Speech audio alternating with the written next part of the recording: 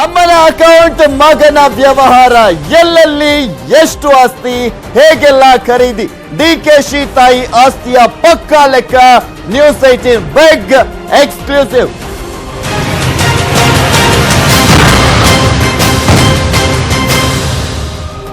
Powerful ಡಿಕೆಶಿಗೆ powerful shock ಅನ್ನ ನೀಡಲಾಗಿದೆ. ಡಿಕೆಶಿಗೆ ಐಟಿ ಕೊಟ್ಟಿದೆ ಸಿಕ್ಕಾಪಟ್ಟೆ ಶಾಕ್ ಅನ್ನ. ಅಮ್ಮ ಗೌರಮ್ಮ ಅಂದ್ರೆ ಡಿಕೆಶಿ ಅವರ ತಾಯಿ ಗೌರಮ್ಮ ಹೆಸರಿನಲ್ಲಿ ಬೇನಾಮಿ ಆಸ್ತಿ ಪತ್ತೆ ಆಗಿದೆ ಐಟಿ ಇಲಾಖೆಗೆ. ಡಿಕೆ ಶಿವಕುಮಾರ್ ಅವರಿಗೆ ಐಟಿ ಇಲಾಖೆ ಶಾಕ್ ಅನ್ನ ನೀಡಿರುವಂತದ್ದು. ಡಿಕೆ ಶಿವಕುಮಾರ್ ಅವರ ತಾಯಿ ಗೌರಮ್ಮ ಹೆಸರಿನಲ್ಲಿ ಬೇನಾಮಿ ಆಸ್ತಿ ಪತ್ತೆ ಆಗಿದೆ.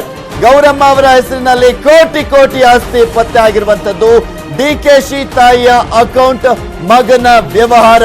ಅಮ್ಮನಿಗೆ ಗೊತ್ತಿಲ್ಲದಂತೆ ಡಿಕೆ ಶಿವಕುಮಾರ್ ಅವರು ವ್ಯವಹಾರವನ್ನ ಮಾಡಿದ್ರ ಅನ್ನುವ ಪ್ರಶ್ನೆ ಕೂಡ ಇದೆ. ಇಲ್ಲಿ ಶೋಭಾ ಡೆವಲಪರ್ಸ್ ಧವನಂ ಜೊತೆ ವ್ಯವಹಾರವನ್ನ ಮಾಡಲಾಗಿದೆ.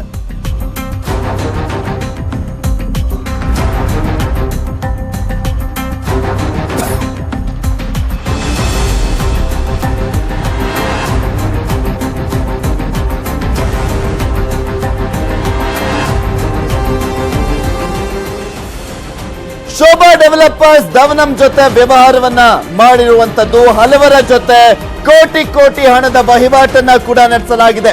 ಆಸ್ತಿ ಕಟ್ಟಡ ಖರೀದಿ ಬಗ್ಗೆ ಐಟಿ ಅಧಿಕಾರಿಗಳು ಉಲ್ಲೇಖವನ್ನ ಮಾಡಿರುವಂತದ್ದು. 42 ಪುಟಗಳ ಆದೇಶವನ್ನ ಕೂಡ ಹೊರಡಿಸಿದ್ದಾರೆ. ಬೆಂಗಳೂರಿನ 23 ಕಡೆ ಆಸ್ತಿ ಕಟ್ಟಡವನ್ನ ಖರೀದಿ ಮಾಡಲಾಗಿದೆ. ಇಲ್ಲಿ ಡಿಕೆ ಶಿವಕುಮಾರ್ ಅವರು ತಾಯಿಗೆ ಗೊತ್ತಿಲ್ಲದಂತೆ ಹಣದ ವಹಿವಾಟನ್ನ ಮಾಡಿರುವಂತದ್ದು. ನ್ಯೂಸ್ 18 ಕನ್ನಡದ ಬಳಿ ಇದೆ ಐಟಿ ಆದೇಶದ ಪ್ರತಿ. ಯಾವ ರೀತಿಯಾಗಿ ಆದೇಶವನ್ನ ಹೊರಡಿಸಲಾಗಿದೆ, ಯಾವೆಲ್ಲ ಜಾಗಗಳನ್ನ ಮುಟ್ಟುಗೋಲು ಹಾಕಿಕೊಳ್ಳಲಾಗಿರುವಂತದ್ದು, ಯಾವ ಅಕೌಂಟ್ ಅಲ್ಲಿ ಟ್ರಾನ್ಸಾಕ್ಷನ್ ಆಗಿದೆ, ಇದರ ಪಿನ್ ಟು ಪಿನ್ ದಾಖಲೆ ನ್ಯೂಸ್ 18 ಕನ್ನಡದಲ್ಲಿದೆ.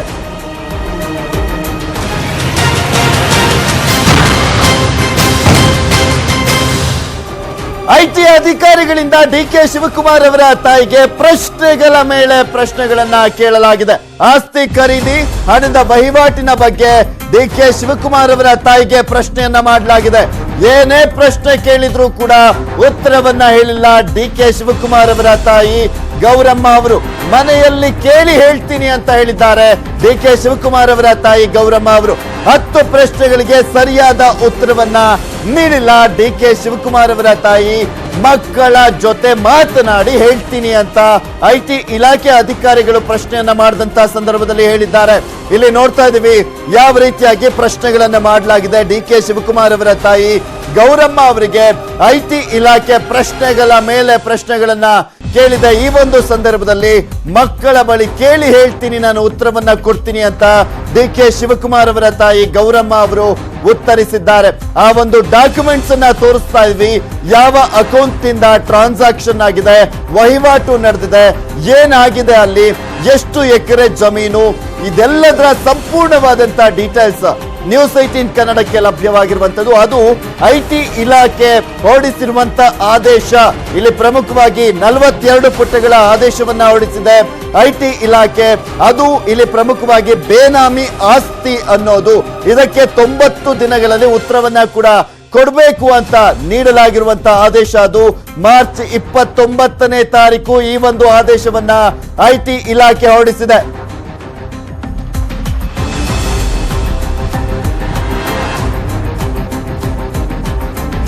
ಏನೆಲ್ಲ ಪ್ರಶ್ನೆ ಕೇಳಿದ್ದಾರೆ ಐಟಿ ಇಲಾಖೆ ಅವರು ಅನ್ನೋದನ್ನ ಕೂಡ ತೋರಿಸ್ತಾ ಇದೀವಿ. ಪ್ರಶ್ನೆ ಯಾವ ರೀತಿಯಾಗಿ ಇತ್ತು, ಪ್ರಶ್ನೆಗಳ ಮೇಲೆ ಪ್ರಶ್ನೆಗಳನ್ನ ಕೇಳಲಾಗಿರುವಂತದ್ದು. 19 ಕೋಟಿ ರೂಪಾಯಿ ಫಿಕ್ಸ್ಡ್ ಡೆಪಾಸಿಟ್ ನ ಮೂಲ ಯಾವುದು, 12 ಕೋಟಿ ರೂಪಾಯಿ ಶಿವಕುಮಾರ್ಗೆ ಟ್ರಾನ್ಸ್ಫರ್ ಮಾಡಿದ್ದೀರಾ ಅಂತ ಪ್ರಶ್ನೆಯನ್ನ ಮಾಡಲಾಗಿದೆ. ಉತ್ತರ ಅದಕ್ಕೆ ನನಗೆ ಮಾಹಿತಿ ಇಲ್ಲ, ಮನೆಗೆ ಹೋಗಿ ಚೆಕ್ ಮಾಡಿ ಹೇಳ್ತೀನಿ ಅಂತ ಹೇಳಿದ್ದಾರೆ ಡಿಕೆ ಶಿವಕುಮಾರ್ ಅವರ ತಾಯಿ ಅವರನ್ನ ಪ್ರಶ್ನೆ ಮಾಡಿದಂತ ಸಂದರ್ಭದಲ್ಲಿ. ಇನ್ನು ರವಿಶಂಕರ್ ಕಿಣಿ ಎಂಬಾತನಿಗೆ 36.9 ಕೋಟಿ ರೂಪಾಯಿ ಟ್ರಾನ್ಸ್ಫರ್ ಮಾಡಿದ್ದೀರಾ ಅಂತ ಕೂಡ ಪ್ರಶ್ನೆ ಮಾಡಲಾಗಿದೆ. ನನಗೆ ನೆನಪಿಲ್ಲ, ಮನೆಗೆ ಹೋಗಿ ಯೋಚನೆ ಮಾಡಿ ಉತ್ತರಿಸ್ತೀನಿ ಅಂತ ಹೇಳಿದ್ದಾರೆ ಗೌರಮ್ಮ ಅವರು. ಪ್ರಶ್ನೆ ನಂಬರ್ 3, ವಿನೋದ್ ಎಂಬಾತನಿಗೆ 1 ಕೋಟಿ ಟ್ರಾನ್ಸ್ಫರ್ ಮಾಡಿದ್ದೀರಾ? ಇದು 3ನೇ ಪ್ರಶ್ನೆ. ಅವರ ಉತ್ತರ ಕೂಡ ತೋರಿಸ್ತಾ ಇದೀವಿ.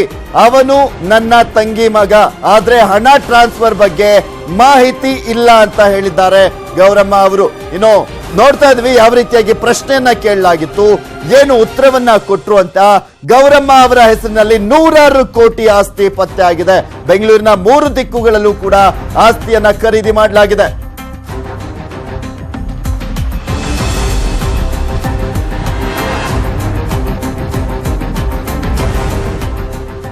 ಇನ್ನು ಬೇನಾಮಿ ಆಸ್ತಿ ಬಗ್ಗೆ ಪ್ರಶ್ನೆ ಮಾಡಿದ್ದಕ್ಕೆ ಸಂಸದ ಡಿ.ಕೆ. ಸುರೇಶ್ ಏನಂತ ಪ್ರತಿಕ್ರಿಯೆ ಕೊಟ್ರು, ಹೇಗಿತ್ತು ಅವರ ಪ್ರತಿಕ್ರಿಯೆ ನೋಡು.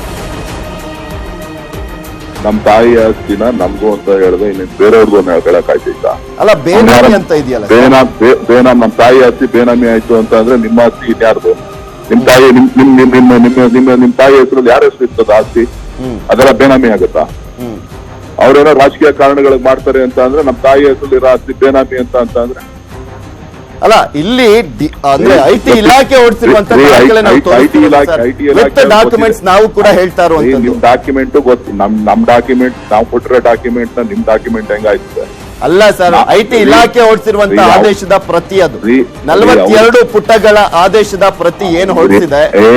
ಅವ್ರೇನ್ ಆದೇಶ ಬೇಕಾದ್ರೆ ಹೊರಡಿಸ್ಕೋಬಹುದು. ಅವ್ರ ಬಿಜೆಪಿ ಏಜೆಂಟ್ ಆಗಿ ಕೆಲಸ ಮಾಡ್ತಾ ಇದಾರೆ, ಮಾಡ್ತಾರೆ ಅವರು. ಅವ್ನ್ ಬಾಲಕೃಷ್ಣ ಬೇರೆ ಕೆಲಸ ಎಲ್ಲ ಮಾಡ್ತಾ ಇದ್ದಾನೆ. ಅವನ್ ಏಜೆಂಟ್ ಅವನು ಬಿಜೆಪಿಗೆ. ಬಿಜೆಪಿ ಟಿಕೆಟ್ ಮೇಲೆ ಎಲೆಕ್ಷನ್ ನಿಂತ್ಕೊಬಿಟ್ಟಿದ್ರೆ ಚೆನ್ನಾಗಿರ್ತಿತ್ತು ಅವನು. ಈಗ ಹಾಗಾದ್ರೆ ನೀವು ಸುಳ್ಳು ಅಂತ ಏನ್ ಹೇಳ್ತಾ ಇದ್ದೀರಾ, ಅದನ್ನೇನಾದ್ರೂ ಪ್ರಶ್ನೆ ಮಾಡ್ತಿದ್ದೀರಾ ಸರ್ ನೀವು? ಪ್ರಶ್ನೆ ಮಾಡಿದ್ರೆ ನೀನು ಹಂಗೆ ಬಿಟ್ಬಿಡ್ತಾರ ಅಪ್ಪಂದು ಆಸ್ತಿ. ಓಕೆ, ಈಗ ಮಾರ್ಚ್ 29ನೇ ತಾರೀಕೆ ಹಾಕಿದ್ದಾರೆ, 90 ದಿನಗಳ ಟೈಮ್ ಕೊಟ್ಟಿದ್ದಾರೆ. ನೀವೇನಾದ್ರೂ ಕೋರ್ಟ್ ಅವೆಲ್ಲ ಕೋರ್ಟ್ ಅಲ್ಲಿ ನೋಡ್ಕೋತೀವ್ರಿ, ಅವೆಲ್ಲ ತಲೆ ಕೆಡ್ಸ್ಕೊಬೇಡ್ರಿ ನೀವು. ಕೋರ್ಟ್ ಇದೆ, ನ್ಯಾಯಾಲಯ ಇದೆ, ಅದನ್ನೆಲ್ಲ ಪ್ರಶ್ನೆ ಮಾಡ್ತೀವಿ. ಸುಮ್ಮನೆ ಅನಾವಶ್ಯಕವಾಗಿ ನೀವು ವೈಭವೀಕರಿಸಬೇಕಾಗಿಲ್ಲ. ಇದನ್ನ ಎಲ್ಲಾದ್ರೂ ಡಿಸ್ಕ್ಲೋಸ್ ಮಾಡಿದ್ರ ಸರ್ ಮುಂಚೆ? ನಾವೆಲ್ಲ ಡಿಸ್ಕ್ಲೋಸ್ ಮಾಡಿದ್ರೆ ನೀನು ಹಂಗೆ ಇದೀವಾ? ನಾವೇನೇನ್ ಮಾಡ್ಬೇಕು ಎಲ್ಲ ಮಾಡಿದೀವಿ. ರಾಜಕೀಯ ಕಾರಣಗಳಿಗೋಸ್ಕರ ಮಾಡ್ತಾ ಇದಾರೆ. 2 ವರ್ಷದಿಂದ ಇದನ್ನ ನಡ್ಸ್ಕೊಂಡ್ ಬರ್ತಾ ಇದಾರೆ. ಅದೇನ್ ಹೊಸದೇನಲ್ಲ. ನೀವು ವೈಭವೀಕರಿಸೋದನ್ನ ಬಿಡಿ ಸರ್. ನಾವು ತಾಳ್ಮೆಯಿಂದಲೇ ತೋರಿಸ್ತಾ ಇದೀವಿ. ಉತ್ತರ ನೋಟಿಸ್ ಕೊಟ್ಟಿರೋದಕ್ಕೆ ಉತ್ತರ ಕೊಡೋದ್ರಿ. ನಾವು ಸುದ್ದಿಯನ್ನ ಸುದ್ದಿಯಾಗಷ್ಟೇ ನೀಡ್ತಾ ಇದೀವಿ ಸರ್, ಇನ್ನೇನು ತೋರಿಸ್ತಾ ಇಲ್ಲ. ಐಟಿ ನಾವು ಒಂದೇ ಒಂದು ಎಕ್ಸ್ಟ್ರಾ ಪಾಯಿಂಟ್ ಅನ್ನು ಕೂಡ ಹೇಳಿಲ್ಲ. ಒಂದೇ ಒಂದು ಎಕ್ಸ್ಟ್ರಾ ಪಾಯಿಂಟ್ ಹೇಳಿಲ್ಲ ಸರ್. ಇದು ಬಿಜೆಪಿ ಏಜೆಂಟ್ ಗಳು ಮಾಡ್ತಾ ಇರೋ ಕೆಲಸ ಇದು ಸರ್. ಒಬ್ರು ಜನಪ್ರತಿನಿಧಿ, ಒಬ್ರು ಪಬ್ಲಿಕ್ ಸರ್ವೆಂಟ್ ಆಗಿರುವಂತವ್ರು ಯಾವುದೇ ಒಂದು ವಿಚಾರವನ್ನ ತೋರಿಸೋದು ತಪ್ಪಾಗುತ್ತೆ. ನಾನ್ ಜನಪ್ರತಿನಿಧಿ ಅದಕ್ಕಿಂತ ಮುಂಚೆ ನನ್ನ ತಾಯಿಗೆ ನನ್ನ ಮಗ ಗೊತ್ತಾ ನಿನ್ಗೆ? ಓಕೆ, ಹಾಗಾದ್ರೆ ಇದು ಸುಳ್ಳ ಸರ್? ನಾನು ನನ್ನ ತಾಯಿಗೆ ಫಸ್ಟ್ ಮಗ, ನಾನು ತಿಳ್ಕೋದನ್ನ ಸರ್. ಈಗ ನಾವು ಕ್ಲಾರಿಫಿಕೇಶನ್ ಅನ್ನ ಮಾತಾಡ್ತಾ ಇಲ್ಲ. ಫಸ್ಟ್ ನಮ್ ತಾಯಿಗೆ ಮಗನಾಗ ಮಾತಾಡ್ತಾ ಇದ್ದೀನಿ ನಾನು. ಏನ್ ಸಿಕ್ತು ಅಂತ ಹೇಳ್ಬಿಟ್ಟು ಬಾಯಿಗೆ ಬಂದಾಗ ಮಾತಾಡ್ತೀರಾ ನೀವು? ಸರ್ ನಾವು ಪ್ರಶ್ನೆ ಏನ್ ಬಾಯಿಗೆ ಬಂದಾಗ ಕೇಳ್ತಿರೋದಿಷ್ಟೇ. ನೀನ್ ಜಡ್ಜ್ ಅಲ್ಲಪ್ಪ, ನೀನ್ ಜಡ್ಜ್ ಅಲ್ಲ. ನಾವು ಜಡ್ಜ್ ಆಗಿ ಜಸ್ಟ್ ಕ್ವಶನ್ ಇಲ್ವಾ ಅಂತ. ನ್ಯಾಯಾಲಯ ಇದೆ, ಕೋರ್ಟ್ ಇದೆ, ಪ್ರಶ್ನೆ ಮಾಡ್ತೀನಿ. ನಮ್ಗೆ ನೋಟಿಸಾರು ಕೊಡ್ಲಿ, ಅದನ್ನ ಉತ್ತರ ಕೊಡೋಷ್ಟು, ಡೈಜೆಸ್ಟ್ ಮಾಡ್ಕೊಳ್ಳೋಷ್ಟು ನಮ್ಗೆ ಸಾಮರ್ಥ್ಯ ಇದೆ. ನ್ಯಾಯಾಲಯದಲ್ಲಿ ಪ್ರಶ್ನೆ ಮಾಡೋ ಸಾಮರ್ಥ್ಯ ಇದೆ. ನಾವ್ ಯಾವ್ದು ತಪ್ಪು ಮಾಡಿಲ್ಲ. ಯಾರೋ ರಾಜಕೀಯ ಮಾಡ್ತಾರೆ ಅಂತ ಅಂದ್ರೆ ರಾಜಕೀಯಕ್ಕೋಸ್ಕರ ಬಿಜೆಪಿ ಅವರು ಏಜೆಂಟ್ ಆಗಿ ಅವ್ನು ಯಾರೋ ಆಫೀಸರ್ ಕೆಲಸ ಮಾಡ್ತಾನೆ ಅಂತ ಅಂದ್ರೆ ಅದನ್ನೆಲ್ಲ ಮುಂದಿನ ದಿನಗಳಲ್ಲಿ ನಾವು ನೋಡ್ಬೋತೀವಿ. ನೀವು ಅದನ್ನ ಅರ್ಧ ಗಂಟೆ 1 ಗಂಟೆ ಪ್ರೋಗ್ರಾಮ್ ಮಾಡುವಂತ ಅವಶ್ಯಕತೆನೂ ಇಲ್ಲ. ನೀವು ಏನೋ ಜೋರಾಗಿ ನೀವೇನೋ ಕೂಗಾಡ್ಕೊಂಡು ಅರ್ಚಾಡ್ಕೊಂಡು ನೀವು ಮಾತಾಡೋಂಗಿಲ್ಲ. ಫಸ್ಟ್ ಆಫ್ ಆಲ್ ಕೂಗಾಡ್ಕೊಂಡು ಅರ್ಚಾಡ್ಕೊಂಡು ಯಾವುದನ್ನು ಕೂಡ ಮಾಡ್ತಾ ಇಲ್ಲ. ನಾವು ಸುದ್ದಿಯನ್ನ ತೋರಿಸ್ತಾ ಇದೀವಿ ಅಷ್ಟೇ. ನಾವು ಕ್ಲಾರಿಫಿಕೇಶನ್ ಅನ್ನ ತಗೊಳ್ಬೇಕಾಗಿತ್ತು. ಅದಕ್ಕೋಸ್ಕರ ಡಿ.ಕೆ. ಸುರೇಶ್ ಅವರಿಗೆ ಫೋನ್ ಮಾಡಿ ಕ್ಲಾರಿಫಿಕೇಶನ್ ಅನ್ನ ತಗೊಳ್ತಾ ಇದ್ವಿ. ಯಾವುದನ್ನು ಬೇರೆಯವ್ರಿಗೆ ಕನೆಕ್ಟ್ ಮಾಡ್ಬಿಟ್ಟು ವೈಭವೀಕರಿಸ್ತಾ ಇಲ್ಲ. ನೀವು ಸ್ವಲ್ಪ ಲೋ ವಾಯ್ಸ್ ಅಲ್ಲಿ ಮಾತಾಡಿ, ನಾನು ಲೋ ವಾಯ್ಸ್ ಅಲ್ಲಿ ಮಾತಾಡ್ತೀನಿ. ಕಾನೂನಲ್ಲಿ ಪ್ರಶ್ನೆ ಮಾಡಬಾರ್ದು ಅಂತ ಏನಿಲ್ಲ, ತೋರಿಸಬಾರ್ದು ಅಂತಾನು ಏನು ಇಲ್ಲ. ಓಕೆ, ಆದ್ರೆ ಎಲ್ಲಾನು ನೋಡ್ತಾ ಇದೀವಿ ಡಿ ಕೆ ಶಿವಕುಮಾರ್ ಅವರ ಬೇನಾಮಿ ಆಸ್ತಿ ಅವರ ತಾಯಿ ಹೆಸರಲ್ಲಿ ಯಾವ ರೀತಿಯಾಗಿದೆ ಅನ್ನೋದನ್ನ ಇದ್ರ ಬಗ್ಗೆ ಮತ್ತಷ್ಟು ಡೀಟೇಲ್ಸ್ ಅನ್ನ ಪಡ್ಕೊಳ್ಳೋಣ. ನಮ್ಮ ಪ್ರತಿನಿಧಿ ಮಂಜು ಆರ್ಯ ನೇರ ಸಂಪರ್ಕದಲ್ಲಿದ್ದಾರೆ. ಎಸ್ ಮಂಜು, ಇಲ್ಲಿ ನೋಡ್ತಾ ಇದೀವಿ ಅಂದ್ರೆ ಐಟಿ ಇಲಾಖೆ 42 ಪುಟಗಳ ಆದೇಶವನ್ನ ಹೊರಡಿಸಿದೆ. ಮುಟ್ಟುಗೋಲಿಗೂ ಕೂಡ ಸೂಚನೆಯನ್ನ ನೀಡಿರುವಂತದ್ದು 90 ದಿನಗಳ ಕಾಲಾವಕಾಶವನ್ನ ನೀಡಿದೆ ಉತ್ತರವನ್ನ ನೀಡಬೇಕು ಅಂತ. ಇದು ಯಾವ ರೀತಿಯಾಗಿ ಸಂಕಷ್ಟ ಎದುರಾಗಿದೆ? ಅಕಸ್ಮಾತ್ ಉತ್ತರವನ್ನ ಕೊಡದೆ ಹೋದ್ರೆ ಏನಾಗುತ್ತೆ?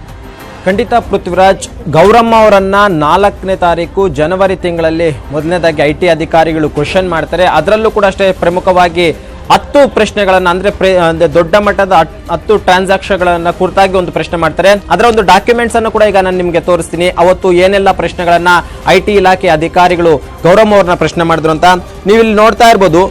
ಮೊದಲನೇದಾಗಿ ಇಲ್ಲಿ ಮೆನ್ಷನ್ ಮಾಡಿದ್ದಾರೆ, is response to few I value financial transactions with the persons namely Mr. Ravishankar ಕಿಣಿ. ಅಂದ್ರೆ ಯಾರ್ಯಾರಿಗೆ ಅವರು ಟ್ರಾನ್ಸಾಕ್ಷನ್ ಅನ್ನ ಮಾಡಿದ್ದಾರೆ ಅಂದ್ರೆ ಪ್ರಮುಖವಾಗಿ ರವಿಶಂಕರ್ ಕಿಣಿ, ಮಿಸ್ ಉಷಾ ಶಿವಕುಮಾರ್ ಅಂದ್ರೆ ಶಿವಕುಮಾರ್ ಅವರ ಪತ್ನಿ, GEM granites, BTL educational trust and Shri Satyanarayana and Muniyappa. ಅಂದ್ರೆ ಇವು ಇಷ್ಟೆಲ್ಲ ವ್ಯಕ್ತಿಗಳಿಗೆ ಗೌರಮ್ಮ ಅವರ ಅಕೌಂಟ್ ನಿಂದ ಟ್ರಾನ್ಸಾಕ್ಷನ್ ಅಮೌಂಟ್ ಆಗಿರುವಂತಹದ್ದು. ಅಂದ್ರೆ ಕೋಟ್ಯಾಂತರ ರೂಪಾಯಿ ಹಣ ಈ ಒಂದು ವ್ಯಕ್ತಿಗಳಿಗೆ ಟ್ರಾನ್ಸಾಕ್ಷನ್ ಆಗಿದೆ.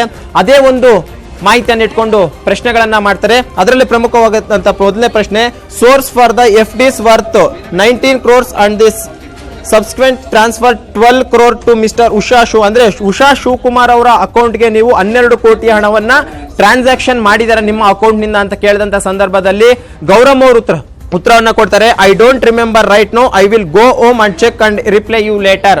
ಅಂದ್ರೆ ಯಾವುದೇ ರೀತಿ ಅಂತ ಅಂದ್ರೆ ಇದೇ ರೀತಿ ಅಂತ 10 ಪ್ರಶ್ನೆಗಳನ್ನ ಐಟಿ ಅಧಿಕಾರಿಗಳು ಕೇಳ್ತಾರೆ.